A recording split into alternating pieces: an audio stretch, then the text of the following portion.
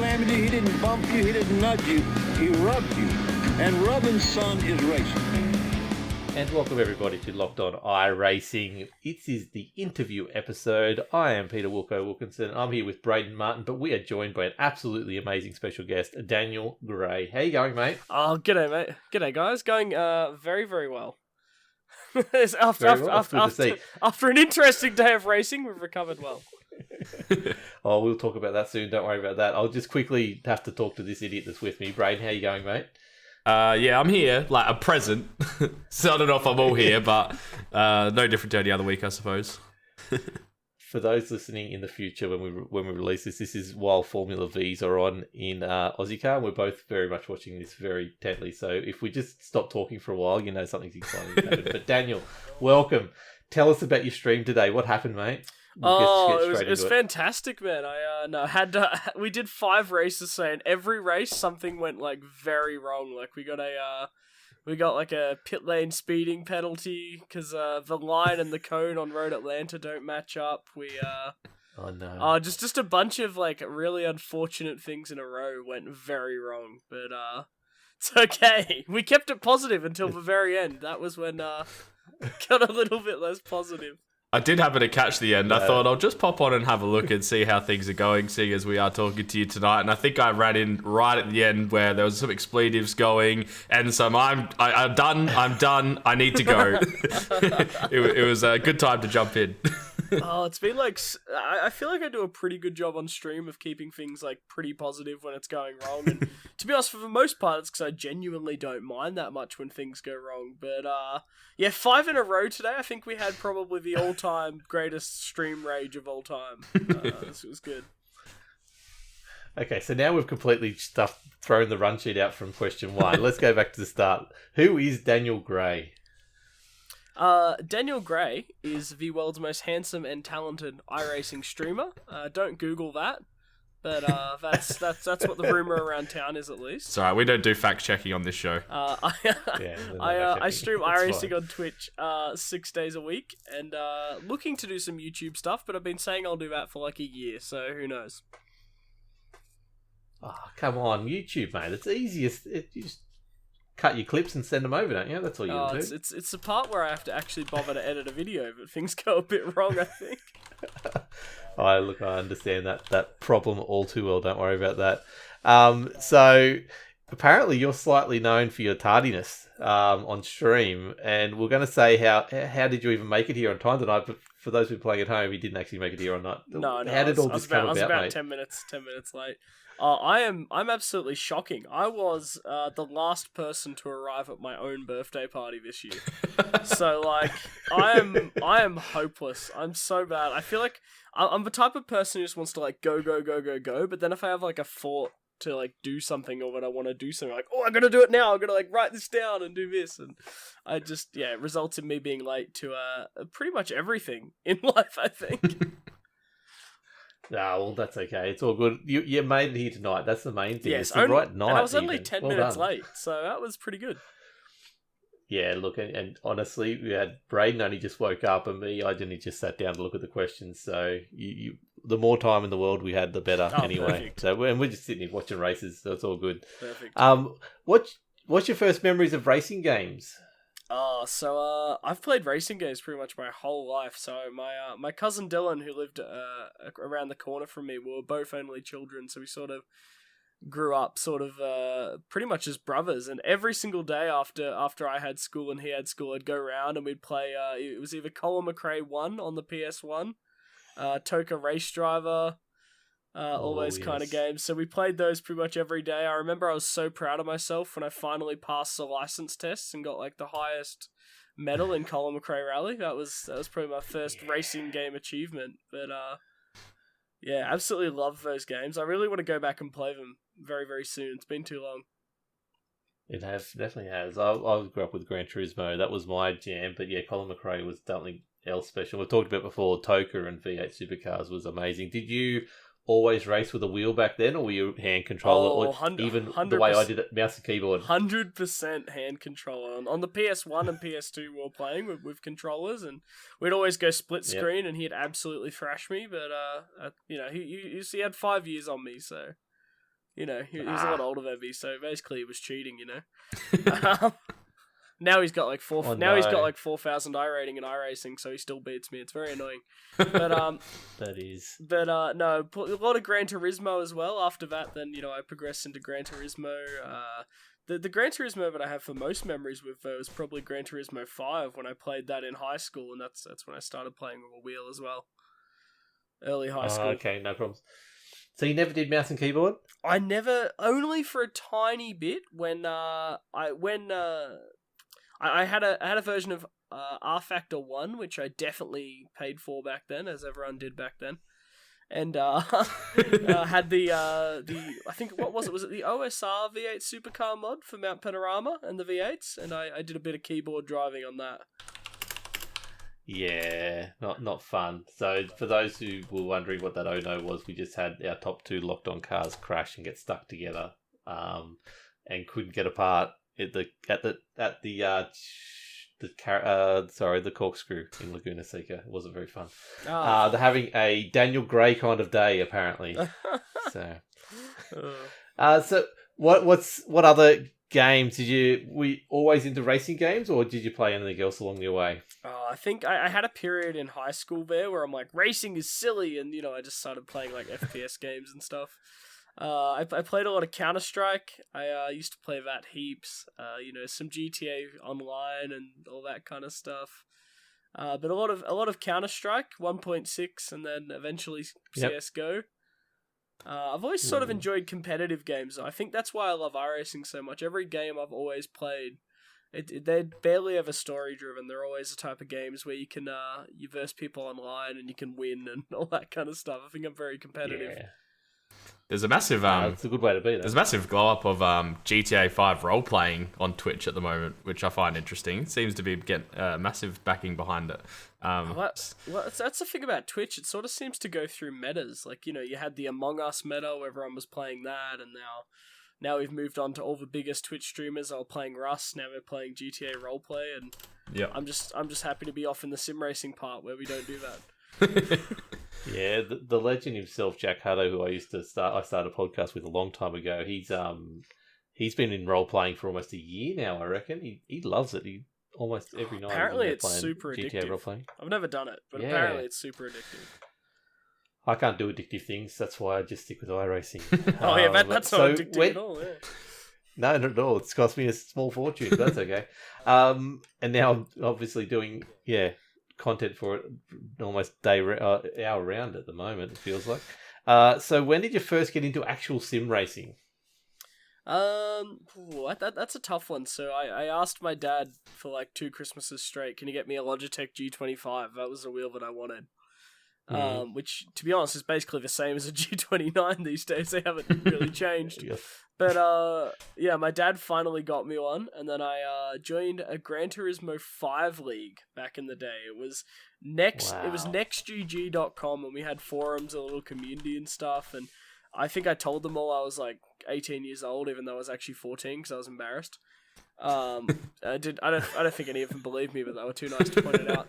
But I was playing Gran Turismo 5 in a league there, and I think that's probably when I'd say I started competitively sim racing, to say the least. Yeah. Okay. Nice. Where did you get into actual iRacing itself? Sorry. So I technically made an iRacing account like around that time, and I literally sat a laptop over like my sim rig. So technically, I've been iRacing for like roughly like 8 years, 9 years, 10 years, but I properly got back into it sort of at the start of COVID last year is when I fully got back into sim racing and sort of embraced it as like, okay, well, this is a thing I really want to do. And I'm so glad I did, but I think I found it, I always sort of did it for like 3 months and then got back off it, and then I'd do it for 3 months again. But I think I found a community of people to sort of do it with this time, and I think that's what sort of made the difference and made me love it so much more. Sweet. And what was your poison of choice in Gran Turismo 5? What car were you driving? The thing about our league was every season it would change cars. So it was a bit of everything. I remember we did the old Honda Civic hatchback. That one was awesome. Yep. But then we did the it was a Lexus car that had 8 gears, and I hated having to try to sort through 8 gears. So I hated that one. But I think, it's a bit of everything. My favourite car to drive in the entire game was a Ferrari 458 Italia, because I absolutely adore that car. The Ferrari. Nice. Very nice. So we know you had your laptop on your rig. You got your G25. What else did your rig consist of back then? So it was my dad welded me together a metal frame, and there was he owned a tow truck business back then. So it was a car seat from the sportiest car he had that was wrecked, and sitting on a metal frame. Was there damage on said seat? There was no damage on the seat. The seat was perfect. But the seat, I will say that rig's probably more comfy than the rig I've got today. That was the comfiest seat ever. But that was the rig, and then I had it pushed up against the TV in the living room, which my mum absolutely loved. And then I had to move it every time I was done. And obviously, there's a bit of a change now. So what does the rig look like nowadays? These days I've got a Fanatec CSL load cell pedal. Sorry, they've got the Club Sport V3 pedals now. I just upgraded like a month ago and I keep forgetting. And I've got the CSL Elite wheelbase on a Track Racer TR8 rig with a single curved monitor. I want to go triples, but I think my girlfriend will not like if I get rid of our bed for them. So I think I'll have to wait on that one. Triples are great. You got to do it. Build a new house. Build a new house. Yeah. No luckers. I'll just wait for that Twitch check to come in. Then no worries. Just buy a whole house. Oh, they pay really well, I hear. The best. Really good at the moment. The best thing about the triples is you can see the people just before they kill you, rather than after they kill you, which is really, really good. It's always good to react rather than react beforehand rather than afterwards. But yeah. Exactly.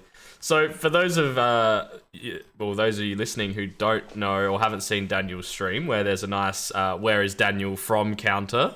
Basically, every time you mention where you're from, you are from Bathurst. So, what is it like growing up around a place so entrenched in Australian motorsport and its history, I suppose? It's really kind of interesting because when you're from Bathurst, I feel like everyone from here kind of... It's not really the most motorsport-oriented town you'd imagine it being. Obviously, I loved it because, I grew up on, motorsport games, loving motorsport, and that was all because, again, of my cousin Dylan, who's sort of got me into it while playing Colin McRae every day and stuff. But I think having the ability, every year to go up to the Bathurst 1000, where, you only have to buy a ticket and you can sort of go up there and, seeing the Australian Rally Championship when they came here, the Bathurst 12 hour, seeing all the events, definitely kept a love for motorsport throughout my whole life, even when, I sort of had other interests and went to other ways. But I think, it's interesting. Like, Mount Panorama to me is just the road that you drive on when you go get a McFlurry at Mount Panorama. You go get a McFlurry and then you do a lap of the mount, It's just like, it's what you do at 2 a.m. But, no, I absolutely love having such an awesome racetrack so close to me. Was it a little bit cold there the other day, by the way? Oh, yeah. It was snowing. Yeah, I saw that. That I was feeling really sick that day, so I woke up at 12 p.m. and then everyone's like, "Oh, it snowed." I'm like, "Oh, okay, cool." Ended up missing it. I'll tell you what. I went to Bathurst for the 1000 in 2014, the year Chaz won from the back of the field with the hopeless Paul Morris. Yes. I can't believe he's a Bathurst winner. Anyway, we were there sunny as all the way through, and then we woke up on Monday morning to a massive storm, and then the next day it snowed, thick snow on the mountain. Oh, it was wow.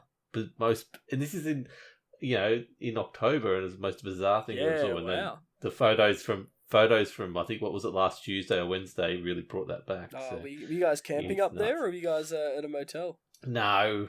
We went Tent City. Sorry. So you didn't have to deal with the muddy tent the next day, at least. That's handy. No, that was so good.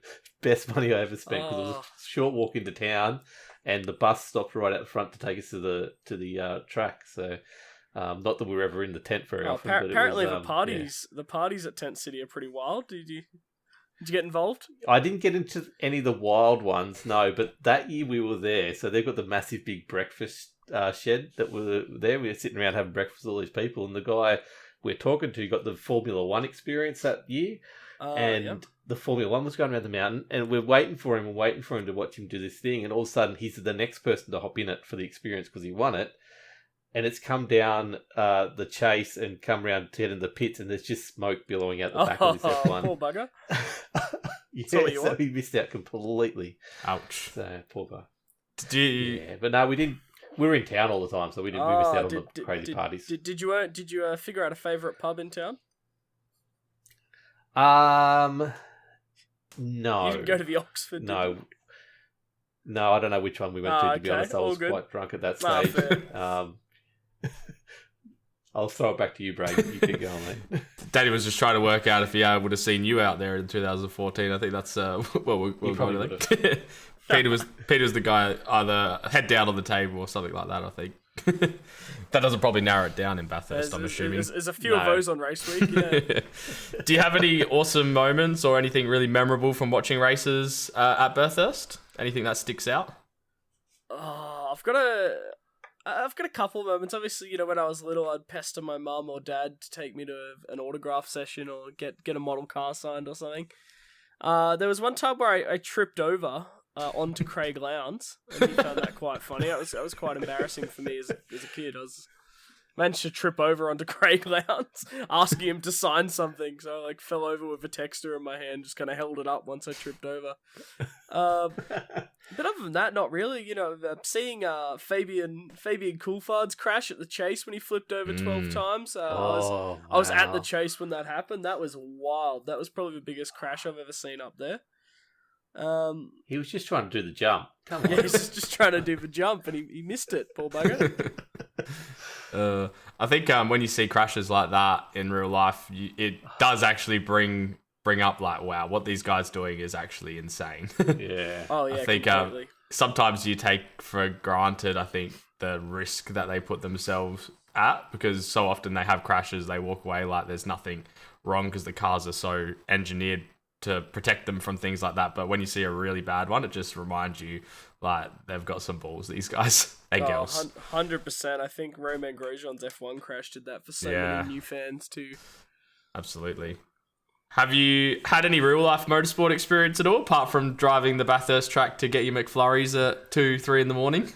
I'd like to point out I probably set the lap record at some point doing that, but legally, of course. You got to get back before it melts. Come on. Yeah, exactly. Well, no, you stop at the top and have the you stop at the top and have the McFlurry. Okay, that's how it is. Cool. I'm pretty. No, but in terms of real world motorsport experience, I did hold the lap record for the week at a hire kart centre, so I'm basically Lewis Hamilton. Yep. But other than that, I've done a couple of track day laps in a Toyota 86 race car. But that was about it. Ooh. How did you go? I was so fast I've forgotten. Fair enough. And the cars are still in one piece, so the car was in one piece, but probably because I wasn't pushing very hard. The problem was I didn't own the car, and the man who did was outside of the car, so I didn't want to get murdered. You see? That's fair enough. How hard is it having an actual real life race drive and just going, I know how fast I can probably go in this, but I really don't want to go in this. The fear of death is quite quickly apparent to you, I'd say. But I think, I really admire, real world drivers who could just sort of press on, at the absolute limit without fearing injury. And I know, if you gave me a race car drive tomorrow, if any V8 supercar teams are listening, I'm available. But I'd be able to, do it after a few times. I'd get used to it and I'd be able to do it. But it creates a real admiration for people who can hop in a car, drive it to the limits, and more importantly, not be scared of crashing when they have to foot the bill for it. Yeah, that's right. It's a whole different ball game, especially when there's money involved. Well, yeah, you can't just hold escape and get a new car. It's a $200,000 bill. That's it. Yeah. What initially got you into streaming? So for a living, I do social media management. So for some businesses in town, they pay me to run their social media pages, and create content for them. And essentially, the COVID-19 lockdown happened. And essentially, I just lost 70% of my clients straight away. So I'm like, well, I have a lot of free time at the moment, so might as well give this a crack. I think, I really enjoy, entertaining, I really do enjoy, trying to entertain people, trying to make them laugh. So I think, combining that with sim racing, which was something I was pretty much spending a lot of time and money doing anyway, was something I really wanted to do. And to be honest, it was something where I thought I would only do it for, a couple weeks. My clients would pick back up and then I'd stop. But I really, really enjoyed it. So it never stopped. And it's probably the thing I've done in my life that, I've enjoyed the most, to be honest. So you decided to pick up streaming on a whim because of COVID, as people do. What made you go to Twitch out of all the options that are out there? Well, the 3 options that are out there. A couple of reasons, really.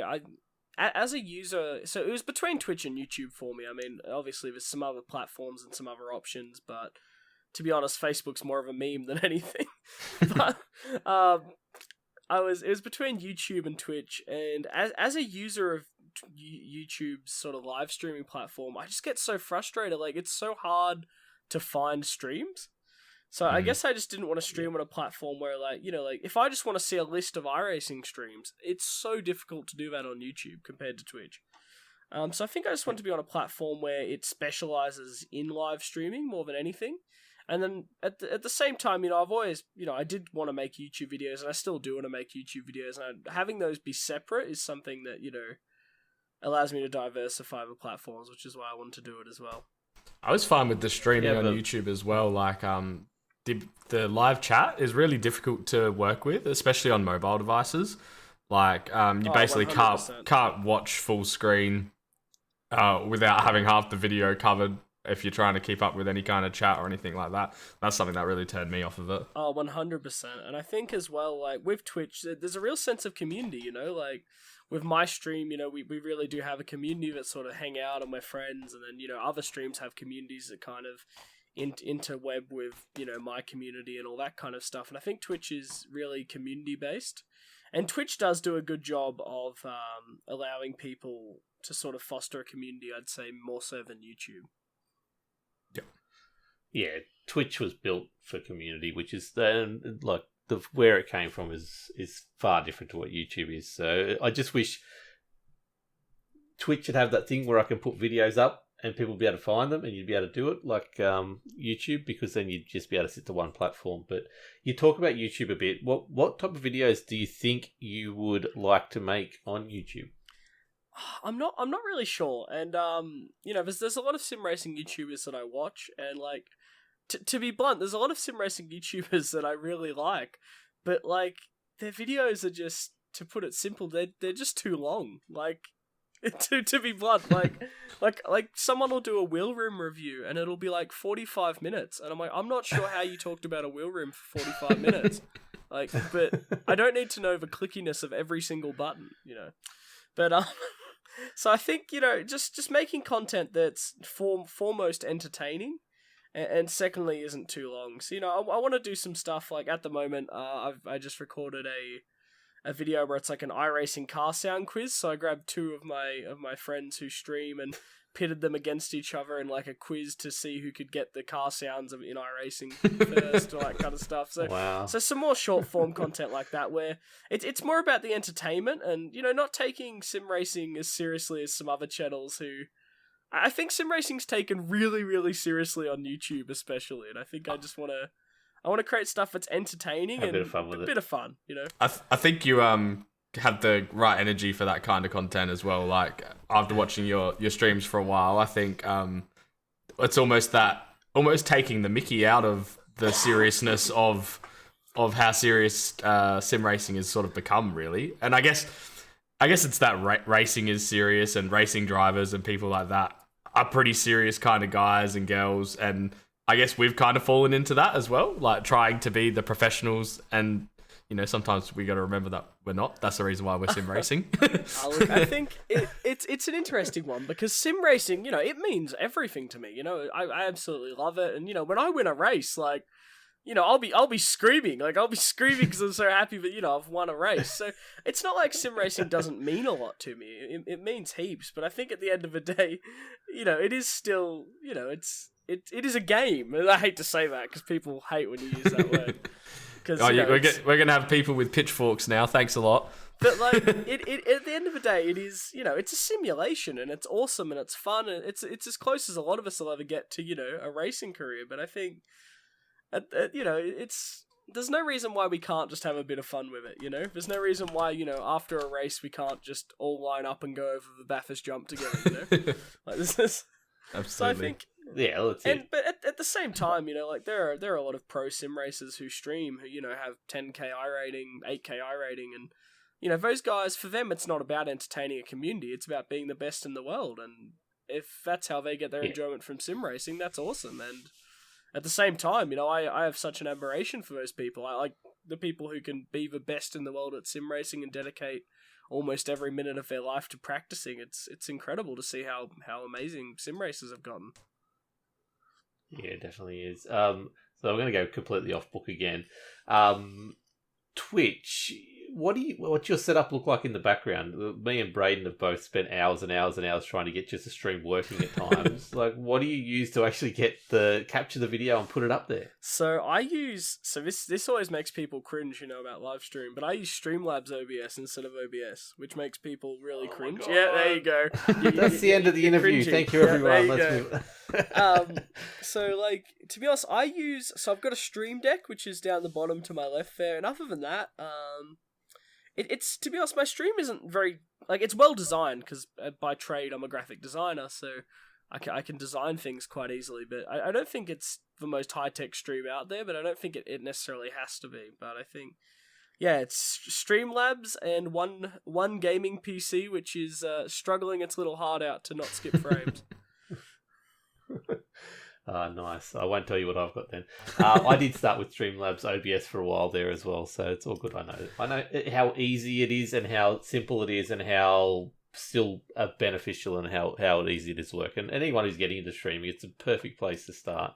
So, and it's only if you want to do stupid stuff that you need to really go into OBS. So it's all good. Yeah. I'm not only making the fun of it. Now. No, look, if all you want to do is scream at people when they take you out of NASCAR races, Streamlabs will get you there, I've found. That's it. So I've got a thing in my Twitch community where I get told I'm not allowed to read chat because that's my biggest weakness is I'll be racing and just chatting away and then spin out. Oh. How is it racing and streaming at the same time for you? I think, reading chat while racing is definitely a practice skill. When I started streaming, there was one time where I read chat at Conrod Straight. I was winning. It was a radical race at Mount Panorama. And I was winning. Yeah. And on Conrod Straight, I just put it straight into the grass and flipped over 12 times reading the chat on a straight bit of track. So I wouldn't say that would happen anymore. But I think, streaming and reading chat's definitely a learned skill. You need to learn how to pick your times, how to do it. And I'd say I've definitely gotten better at it now. But I think it's one of those things where reading chat is always going to be... it's going to be dangerous if you're in the middle of a big battle, So if you just switch off and don't stream and just have a bit of a race, are you commentating the race while you're going along? Oh, I am. I hate it. I can't stop.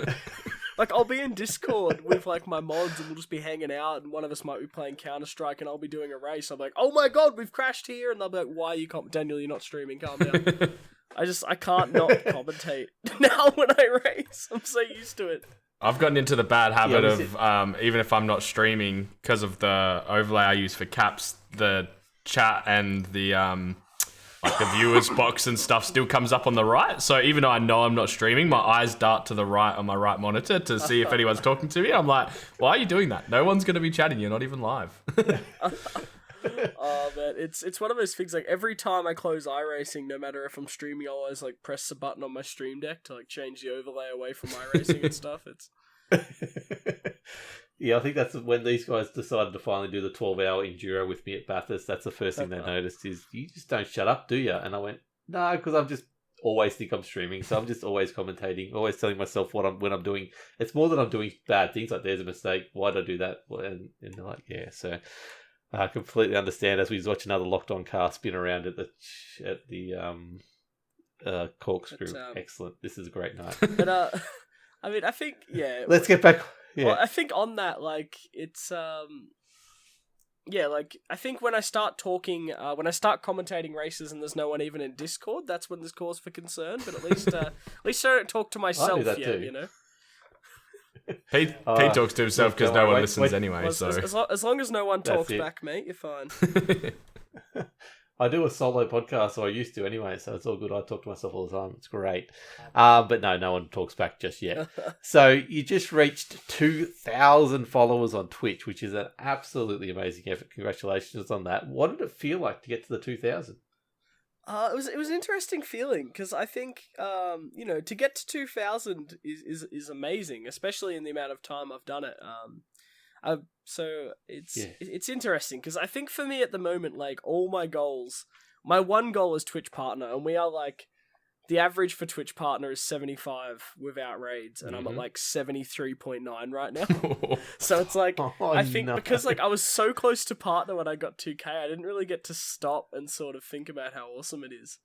But I think, my number one goal for this year is partner, and when I get that, I can kind of look at the stuff that I've achieved. But I think 2K is awesome. I think it just shows that, we're doing the right thing, that we're growing, at a rate that's really good. But I think at the end of the day, I'm just happy that people want to watch me sim race, really. It's incredible to me that obviously people want to come back and they're entertained, and, it is really, really humbling for me. So it's just amazing that people want to watch. It's definitely a bizarre feeling sometimes, I can tell you that right now. So you've met some pretty cool people through Twitch. What are some of the highlights that have stemmed from your Twitch community so far? But bold of you to assume any of the people I've met are cool. No, I'm okay. Sorry, bad joke. Oh mate, it's really awesome, to become friends with real life racing drivers. I'm obviously really close with Daniel Morad, the IMSA driver, and Hugo and I have become really good friends, and to meet streamers who I really looked up to, like people like Matt Malone, who he got me into iRacing, watching him race the Mazda on YouTube. To have him watch my stream and mention that he enjoys watching me is just incredible. So I think Twitch, especially the sim racing community, it's such a really nice place to be. It's one of the nicer places on the internet, I would say. In terms of highlights, definitely having Matt Malone come into my chat and sub to me was incredible, given that he's probably the person that got me into iRacing, got me to switch from Gran Turismo in the first place. But other than that, like, that's nuts. there are people I've met on Twitch who I literally, would consider some of my best friends in the entire world right now, like people like Stig _gaming, or Greg, as I would call him if we weren't streaming. But to meet people who I'd literally consider some of my best friends in the world is just incredible, and to have so many common interests and stuff. It's really an amazing platform, Twitch. It allows that kind of stuff to happen. it's the good thing about the internet. Sometimes, like, we're really limited by our location and just the circles that you're in. That a lot of the time you don't find people have all the same interests as you, but when you fall into a community, like on a Twitch community, or whether it's a Discord that you find really good, probably like the Locked On one that we've sort of got going, you just run into so many people that are like-minded like you, and you just don't, there's obviously such a big pool of people on the internet that it's a lot easier to sort of find your place. It's something I always try to explain to, like, students who are going on to high school, that they're really worried about friendship groups, and it's like going to a bigger pool of people, you're actually more likely to find a lot more people that are like you, whereas at your school, when you're in your younger years, you might be limited to the people in your class. You might only have one class in your year level, and that's sort of the amount of friends you have to pick from. So it's actually a better thing rather than a scary thing. Oh, totally. And I think as in sim racing, we're really lucky because obviously, in a Call of Duty community, you don't really know what those people's interests are in life. You know that they play Call of Duty, but they could be a diehard soccer fan, or they could really enjoy,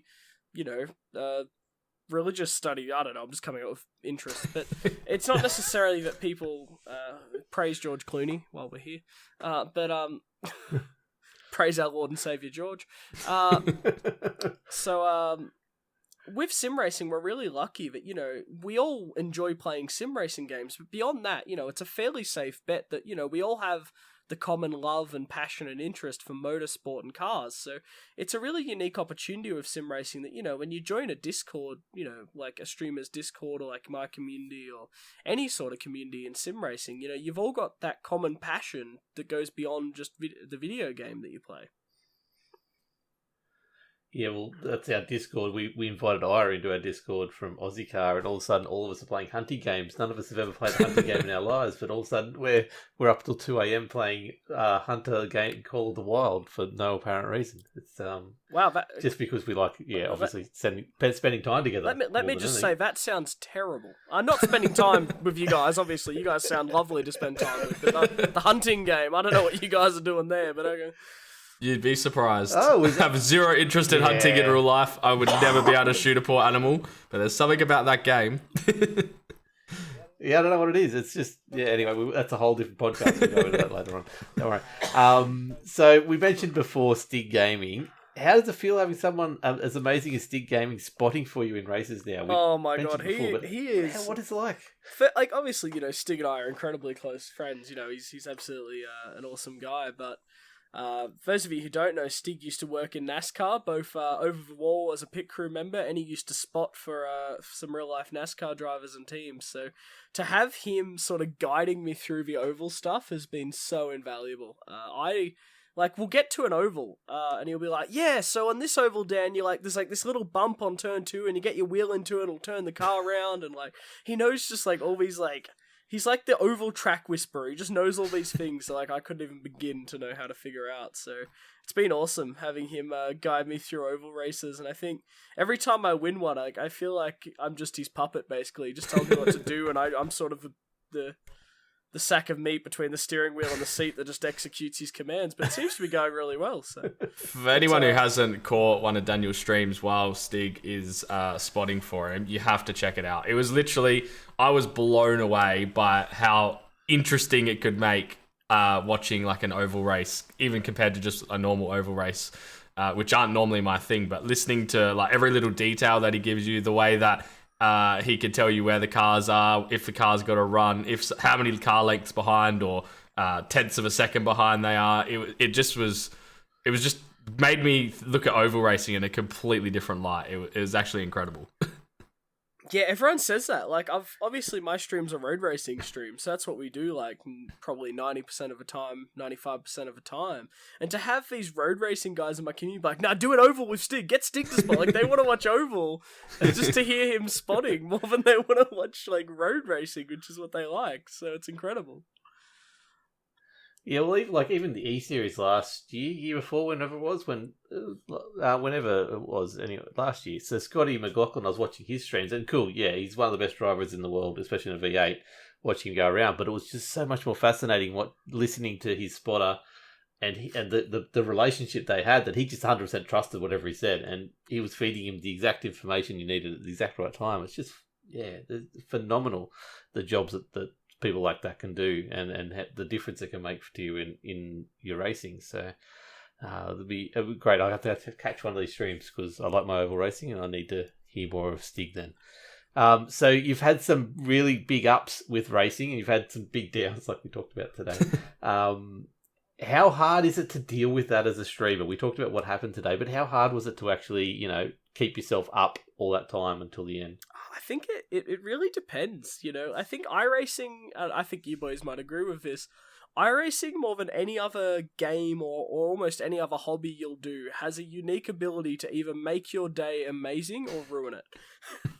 I feel like iRacing has a unique ability to do that, and I think when I'm streaming, I think it often doesn't get me too down, and I think you guys will notice, especially lately, I've definitely been a lot better at just keeping it positive, and I think it's because at the end of the day, like, I'm just grateful to be streaming, and, I don't want to, I'm grateful for the fact that so many people, want to watch me, so I don't want to spend too long raging or just being, I mean, it's a bad example, because today I did, but it's like the first time in 6 months, so, like, but, I think, I don't want to let them down, so I think almost streaming kind of helps me get past these things a lot quicker, but I think, it can be hard, if you're already having a bad day, your stream numbers are down, and you've crashed out of 4 races, like, it's not going to be the easiest thing to overcome, but I think, at the end of the day, I'm just grateful to have people watching me, and I think in iRacing, the winning a race definitely, can make up for a week of bad races, Yeah, it's one of those things where I know after putting in a whole heap of practice for a round of Aussie car and then spinning on turn 2 or something, it's so hard to bounce back from. I know watching one of Pete's streams or jumping in one of his streams after one of the rounds recently where I think he might have taken someone else from our team out or something by a bad spin, or it might have been vice versa. No. I was going to say it might have been vice versa. Someone from our team took me out. And I remember jumping over his stream after and watching it back, and when it happened, he was just sat in complete silence. It was like he'd been murdered, actually. So that's how you know it's good, when you don't yell, you just sit there in silence. Yeah. It was a broken man, but that's what iRacing does to you. You go from the joys of you're making an awesome overtake or finally getting a podium or getting a win in some cases to complete and utter misery, because it's the competitiveness that just makes you feel like you're so involved in it. I think that's what iRacing does so well, and the reason it does that is because, if you play a game of Call of Duty or Counter-Strike or something like that, and you lose or you win, it's not really the biggest deal in the world, like you've just won a game, you've lost a game, like it doesn't matter that much, but... It is if someone has just told you that they haven't just beaten you, but they've also done things with your mother as well, so you've got to keep that into account. Oh, yes, back in my Counter-Strike days, my mother was very... she got around, apparently. But I think iRacing, it does such a good job of making every single race feel like it matters. Yeah. Like, if you win a top split GT3 race, you feel like you've just won the F1 World Championship, It feels so good. Yeah, it's awesome. Just quickly, I'm jumping in. When you first started, when you had maybe 1 or 2 viewers or whatever you had back then compared to the 73 on average you got now, what was it like back then for you? Honestly, it was interesting. Back then, when you stream to that little people, it's kind of, the attitude's a bit different. It's not, oh, well, I'm going to stream now. It's, oh, well, I'm going to hop on and stream. And also, I'm going to brace, and if some people watch, then they watch. But I think it was still incredible to, build up a community. Like, even when, we had 10 people watching, it's... When you're streaming on Twitch and you start, it's the best feeling in the world when someone comes into one of your streams, you chat to them, and then they come back the next day. You're like, well, I've done a good job. I've entertained this person. So, honestly, I feel like, hitting 100 followers felt as good as hitting 2,000 in a way. It just... seeing the stream grow and progress, and most importantly, seeing that, you are making people happy. You're making them want to come back to your streams. They want to hang out in the Discord. We want to, be friends and share stuff together. I think it's incredible to see that. And I think when I first started, it was incredible to see that, even if the community was 30 people, let alone 2,000, So I think it was kind of the same thing. I mean, I got very lucky in my stream growth. I met some other streamers very early on, and they ended up rating me and really helping me out. And I think, I'm super grateful for that. But I think, I'm just grateful for anyone who wants to come back and watch my stream more than once, really, no matter how many people watch it. Yeah. You can't discredit yourself on those things. Their sanity as well. Yeah, you can't discredit yourself on those things, though, because someone can raid you, but people don't stay around if you're not doing something right, so... Oh, of course, yeah. Yeah. That's actually to be honest, that's the one thing like I don't get on Twitch. Like when people get raided and they barely respond, and I'm like, what are you doing? This is your opportunity. You got to keep these people. That's true. That's very true. Yeah, definitely. Yeah, you got to step up, don't you? If you receive a big raid and you're a small streamer, 100% be super hyped. Be asking that streamer questions. Be making jokes. Be doing whatever you do. But.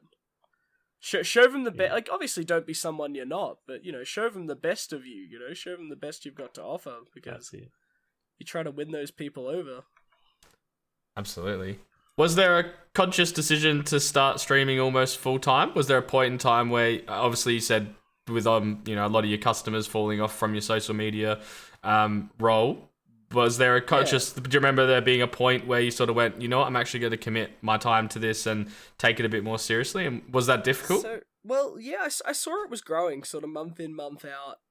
And I think, at the moment, I've actually gotten all the clients back that I used to have. And, I'm managing to sort of balance that and streaming somewhat. I don't know if my girlfriend would agree that I'm balancing it well, but balancing it somewhat well. But I think for me, to be honest, mate, like I started streaming, it was fun, and I think I just really enjoyed it. Like having someone in chat while I raced, it was just so enjoyable. Talking to people while I was racing, entertaining them. So I think very early on, I sort of went, well, this is something I enjoy. It's something that obviously, if I could stream full time, it would be the most enjoyable job I've ever had by far. So I think very early on I sort of said, well, I'm going to commit to doing this 6 days a week at this time every day. So I sort of got into that 10 minutes late very quickly. Well, yeah, I say 11:30 every day, but it's 11:40 normally, or 35 or 38. But I think now at this point streaming makes up a part of my income, which is definitely not insignificant. Like it's definitely a part of my income that's definitely worthy of it taking up some time. And I think, I dedicate more time to it than I probably should in terms of my actual job lacking a bit and stuff like that. But it's just something I enjoy so much. And it's something where, I'm if I keep going in a trajectory I'm in, I could do this full time and then I could focus on, YouTube content and doing everything I can for the stream. So I think having that extra time for the stream would be incredible. And I think, right now I sort of consider myself a part-time streamer, but I think full-time, hopefully, on the horizon. We'll see. Sounds good. What would you say is the hardest thing about being an iRacing streamer? It's interesting. I feel like, to be honest, it's pretty easy. I mean, not streaming. Streaming itself is very hard, right? Like to the amount of mental energy it takes to stream is incredible. Streaming itself is really hard, but I think in the iRacing community we're kind of pampered. Our community is definitely full of a lot more mature people than other communities. I think that might be because of a barrier to entry to sim racing being so high in terms of money and stuff like that. But, we're kind of privileged to have such a mature community. We definitely have way less trolls. Like every streamer has their trolls, but we have way less trolls than other communities. So I think we're pretty lucky in that regard. I think at the same time, it can be tough for a lot of streamers. I think, there are some hard things, in streaming iRacing. Obviously, streaming a game where it's so easy to get banned from isn't particularly a fun thing to do when you're broadcasting 100% of your actions. Yeah. And I also think, obviously iRacing is probably the easiest game to get banned from in the world. And, that's good in theory. That's a really good thing. But I think that can make it difficult. And also just the fact that, I think there's a divide in the community between, the sort of pro racers and the people who just want to entertain on stream. And I think there's sort of the two mindsets, and sometimes they don't gel perfectly, but I definitely, have total respect for both of those mindsets. But I think it's interesting, but I think we're kind of pampered as iRacing streamers, for sure. Something I probably haven't considered about the barrier to entry and the target audience of an iRacing streamer, and you probably make a good point about that, because lots of people want to watch Twitch because there are people doing what they can do either better than them, so they can try and learn how to get better, or in an entertaining way. And I suppose if there's lots of people in that age demographic that probably are the most trolly, I suppose, aren't really able to engage in the game itself, then they're less likely to be watching it on Twitch, and therefore sort of, having a bit more of a mature audience is probably a good point, something I haven't considered before.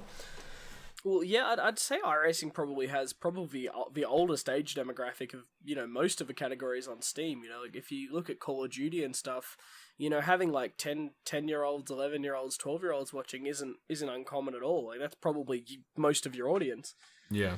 So I think in iRacing, obviously, there are plenty of young guys. Like there are 13-year-old guys in my community who, they're super mature and super great to deal with. So I'm not, trying to be ageist or saying all young people are immature, but I think, iRacing, it's definitely an older target demographic, and I think that helps with trolls and stuff like that a lot more, for sure. I think people are a product of what community you set up as well. So if there's more people being mature, then the people that fall into that community are more likely to fall in line with that ethos that you've got going. So that obviously makes a big difference as well. And I think sim racing inherently, is more mature than, other sort of games, in that, a lot of people are hesitant to even call it a game. Like that's sort of the level of, game that we play. Absolutely. So, have you considered getting a hot tub yet? Mate, if we do, we'll collab, yeah? Yeah, for sure. Do a Let's do collab. it. Yeah, we'll draw names in our bodies and stuff. It'll be good. It'll be very good. Yeah. But Pete's already got that service on a different social media, but Yeah, it's we won't promote that here. God, yeah, it's an interesting time in Twitch at the moment with that kind of stuff. Again, I'm just happy to be in my little sim racing hole and just stay there and not. Like, I watch, sometimes Stig and I'll go through other streams just to get inspiration and stuff, and, like, I leave the iRacing category, and I'm just confused. Like, I just want to go back to iRacing, you know? I'm sort of like, Mum, call me a taxi, I want to go home, I'm scared. Absolutely. So you've done some endurance racing with some other streamers. What do you like about competing in those special events? And have you had any success so far? Yeah, so we had some success. Tubbsy and I got a 4th in the Bathurst 1000, and we got 2nd in Nürburgring in the TCR class in the 24, which was my least favourite race we've ever done, to be honest. I hate that track. And other than that, I've also, we got a really good result in an ACC Enduro I did with Emery and a community member of mine, Metalhead Can't Drive, and a few other guys, and Jake Burton, that was the whole team. But that was really fun. But I think I really love competing in the endurance events because, it's getting to hang out with your friends for 24 hours and achieve something really cool. And I think, in iRacing, you guys probably know better than anyone that they can be a bit of a dice roll, you get taken out in the first hour and GG, but I just really enjoy the sense of camaraderie, You've got 5 guys who are trying to, figure out when they can actually go to sleep and when they need to be awake and what you're doing with setups. And, the camaraderie of doing them is always awesome. And, like, if I'm honest, there's always, like, a part, like, 12 hours into every endurance race. So I'm like, God, I shouldn't have done this. I could have just went to bed. But then you cross the finish line. It's, like, the best feeling ever. And all you want to do is do it again. So... Absolutely. Finishing any kind of enduro, regardless of where you actually place, is just an achievement in itself. We've mentioned it a couple of times on the podcast. Pete started our Bathurst 12-hour, and we got punted in the rear end before we'd even crossed the start-finish line. And from there, it was like, okay, if we finish, that'll be good. And we actually managed to go all right. I think we ended up 12th or something. Could have been a much higher, but it was just a rude awakening. 3-point turn. Yeah, you got to do a 3-point turn just to get over the start-finish line in the dark. You've had a bad day. I'm so sad I missed out on that one. My cousin Dylan, who I talked about a bit earlier in the podcast, very rudely decided to get married that weekend. It was very rude of him. Yeah. Oh, what an idiot! Yeah, and I missed out on the Bathurst 500 real life V8 supercar event that weekend as well. Yeah. Also, he could get married. Jesus. It's just selfish, isn't it? Really. Jesus. Very selfish. Yeah. He didn't even think about me, honestly. No, not at all. Is there anything that you've thought or you'd like to see Twitch or any other streaming services improve on? Is there anything that you think there's some room for improvement on? Not really. Like, minor things. Like, I think, iRacing itself and how it deals with streamers could possibly, use some refinement, but I think they overall do a really, really good job. But I think, Twitch itself does a really good job of live streaming. I know, people have complaints about, Twitch and YouTube alike with copyright strikes and music and stuff like that. I think overall I'd really like Twitch to be, super consistent with their copyright strikes on music. And I'd really like it, if, Twitch and record labels could come to some kind of agreement where it's like, well, streamers can pay $100 a month and then they can play like copyrighted music and the royalties go to the artist or something, so that way we'd have more options there. But other than that, I think, they're doing a good job. I think Twitch needs to work on discoverability a little bit. I think discovering new streams is really hard. I'm really privileged now where I'm in a place where, I'm usually in the top 5 in iRacing, so people can sort of notice me and click on me. But if you're starting now, even in iRacing, because it's grown so much, it'd be really tough. Definitely. So let's move on to leagues and racing itself now. We've talked about Twitch for 3 hours, it feels like. But you once drove for Aussie Car V8 Supercars, which we talked about before. How did you find racing in the league, and is there any other leagues that you're currently racing? So I really enjoy league racing. I love the fact that, in iRacing, all the races matter, but in a league, you have something to practice for a week. You're versing the same guys, so you can develop rivalries and friendships and all that kind of stuff. And I really like league racing for that aspect. It gives you something to really have a proper yardstick to say, well, I've gotten better, because last season I came 10th, this season I came 8th, and all that kind of stuff. So I think leagues are really awesome. I really enjoyed my time in Aussie Car as well. It's certainly not quite as good at iRacing as I was now, but it was really, really fun. And, seeing yourself broadcast on a sim racing broadcast, especially SimSpeed TV, those guys are so professional, they do a great job. I never get sick of that. Like, seeing myself on a sim racing broadcast, it really does make you feel like a race driver, doesn't it? It's awesome. 100%. But, you never get sick of it. But I think, I really love leagues. At the moment, I'm technically doing the OOR V8 Supercar League, but I've only done 1 week, and then I've played tennis all the other weeks, and that's exactly the problem. I'm so busy now between stream, work, making my girlfriend not hate me because I'm spending so much time on streaming and work, and I play tennis and do some other things. So I think for me, I just don't have enough time to fully commit to a league, but it's something where I've actually got it written down, something I want to do in the second half of this year. Pick a league and do it. Come be a Skippy driver. Join the cult. I could. My god! I will never understand why people enjoy that car ever. Many heated discussions over stream about the Skippy.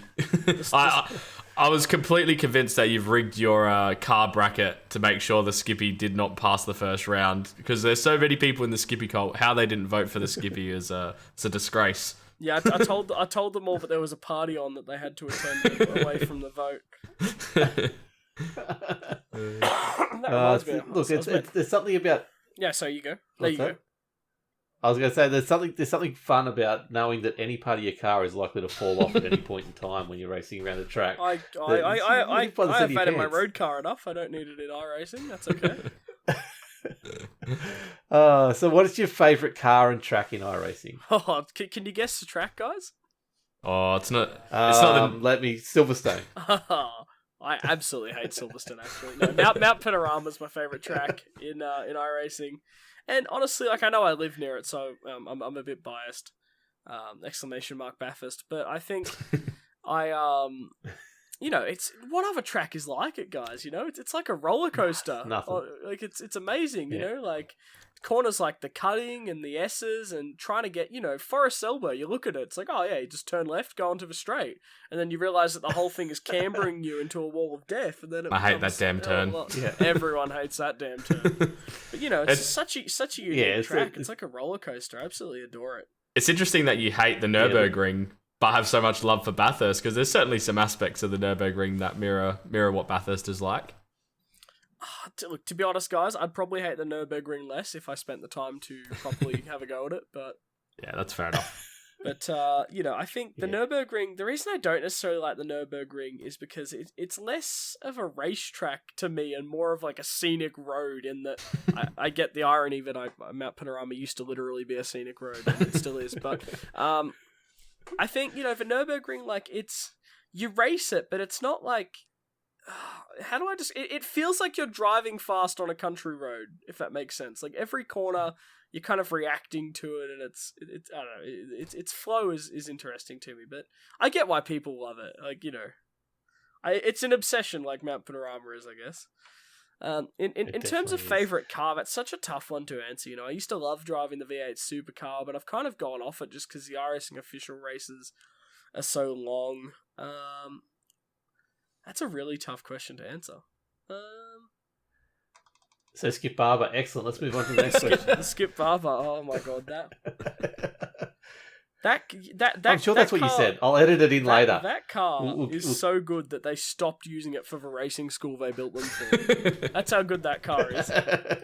Have you driven any of the Formula V's in week 13? Yeah, Compression Lock, the race car. No, it's it's.